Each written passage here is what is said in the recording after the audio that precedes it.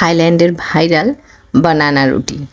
আমার কাছে এটা আসলে বানানা রুটি মনে হচ্ছে না, আমার কাছে মনে হয় কলার মোগলাই।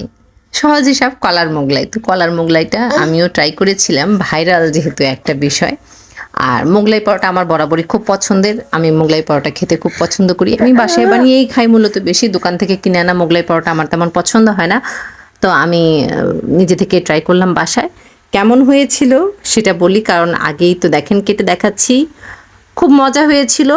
আর পুরো রেসিপিটা আমি আপনাদের সাথে, রেসিপি বলবো না, টেকনিকটা আমি আপনাদের সাথে শেয়ার করছি। আমি কিভাবে বানিয়েছিলাম সেটা শেয়ার করছি। কিছু টিপস থাকবে সাথে, যেটা থেকে আপনারা বুঝতে পারবেন যে এটা খেতে বেশ মজা লাগবে কিভাবে।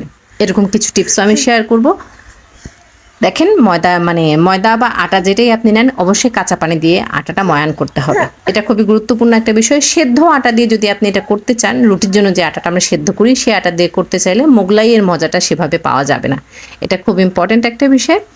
আর তারপর রুটিটা একদম পাতলা করে বেলে নিতে হবে, একদম পাতলা করে। পুরো দেখেন আমার পিঁড়িটা জুড়েই কিন্তু রুটিটা বেলা হয়ে গিয়েছে, বেশ বড় করে রুটিটা বেলেছি। অনেকে যেটা করে মোগলাই পরোটা একটা রুটির উপর আরেকটা রুটি দিয়ে সাইডটা ভাঁজ করে দেয়, সেরকম করছি না। একদম প্রপারলি মোগলাই যেভাবে বানায় সেভাবে করেই করছি কিন্তু। তো এটা একটা টিপস ছিল যে সিদ্ধ আটা দিয়ে করলে মোগলাইয়ের সঠিক টেক্সচার, সঠিক যে মুচমুচে একটা ব্যাপার সেটা আসবে না। এটা একটা বিষয়। তারপর দেখেন একটা পাকা কলা নিয়েছি আমি, নিয়ে কলাটাকে আমি চিকন চিকন গোল গোল করে কেটে নিচ্ছি। এভাবে কেটে নেবেন। কলাটা সুন্দর করে রুটির উপর আমি বিছিয়ে নিচ্ছি। মাঝখানে বিছাবেন, যার কারণ হচ্ছে সাইড থেকে কিন্তু ফোল্ড করতে হবে। মোগলাইয়ের ভাজ যদি না জেনে থাকেন, মোগলাই ভাজার সময় দোকান থেকে মোগলাই যখন রেডি করে না, সেই সময় দাঁড়িয়ে থেকে ভাজটা দেখে নেবেন। রুটিটা দেখবেন কি সুন্দর পাতলা করে বেলে নিয়ে তারপর ওরা কিভাবে ভাজটা করে ওটা দেখে নেবেন। আমিও এখানে দেখানোর চেষ্টা করেছি, ক্যামেরার মধ্যে যেটুকু ধরেছে সেভাবে করে আমি দেখানোর চেষ্টা করেছি। সেটুকুও খেয়াল করলে আপনারা বুঝতে পারবেন আশা করি। দেখেন আমি কলাটা একটা লেয়ার দিয়ে সুন্দর করে মাঝামাঝি অবস্থায় বিছিয়ে নিচ্ছি। মোগলাই পরোটা, ট্রেডিশনাল মোগলাই পরোটা যেটা, সেটা কিন্তু পেঁয়াজ, কাঁচামরিচ, লবণ দিয়ে ডিমটা ফেটে নিয়ে তারপর দেওয়া হয়। হ্যাঁ, আর এখানে যেহেতু মিষ্টি একটা ব্যাপার আছে, তো ডিম আমি ভেঙে নিয়েছি। তার সাথে ডিমে এখানে অবশ্যই চিনি অ্যাড করতে হবে। আমরা চিনি খাই না, কিন্তু এটার সঠিক টেস্ট বোঝার জন্য এখানে চিনি অ্যাড করা হয়েছে। বেশ ভালো পরিমাণ চিনি লাগবে, কারণ সুইটনেসটা ব্যালেন্স না করলে কিন্তু খেতে ভালো লাগবে না। তো এখন দেখেন কলার উপর ডিমটা দিয়ে দিয়েছি, দিয়ে ঝটপট ফোল্ড করে ফেলতে হবে, না হলে কিন্তু ডিমটা সাইড দিয়ে বের হয়ে যাবে। দেখেন আমি খুব দ্রুত ফোল্ড করছি, দুপাশে ফোল্ড করে আর দুপাশ ফোল্ড করছি, করে মাঝখান দিয়ে চেপে সিল করে নিব। এই মাঝখানের অংশটাই শুধু চেপে সিল করতে হবে, তাহলেই হবে।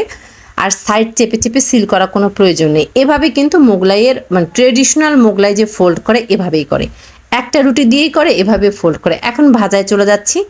ফ্রাই প্যানে তেল দিয়েছি, তেলটা গরম হয়ে গেলে যে পিঠটা ফোল্ড করা ছিল সেই পিঠটা নিচের দিকে দিয়ে তেলের দিকে দিয়ে আমি মোগলাইটা চুলায় দিয়ে দিয়েছি, ফ্রাই প্যানটার উপর দিয়ে দিয়েছি। হালকা জালে একটু সময় নিয়ে মুচমুচি করে ভাজতে হবে এপিঠ ওপিঠ।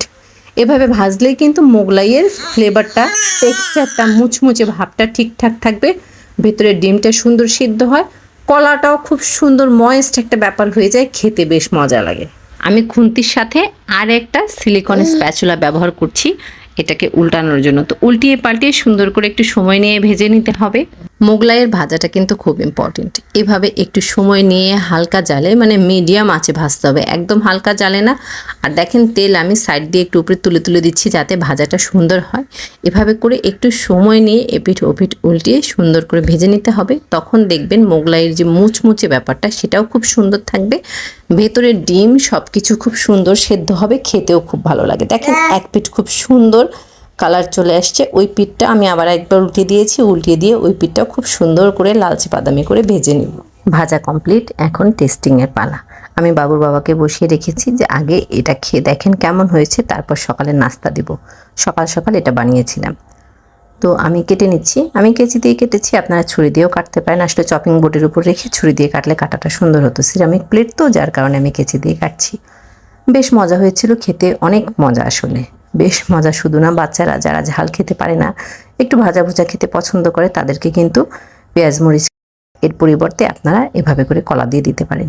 পুষ্টিকর একটা খাবার, তেলে ভাজা যদিও, তারপর ঘরে বানানো একটা জিনিস কিন্তু বেশ মজা, খেতে অনেক মজা লাগে। আপনারা ট্রাই করে দেখতে পারেন, ভালো লাগবে আশা করি। তো কে কোথা থেকে দেখছেন কমেন্ট করে জানাতে ভুলবেন না। এতক্ষণ সাথে থাকার জন্য সবাইকে অসংখ্য ধন্যবাদ।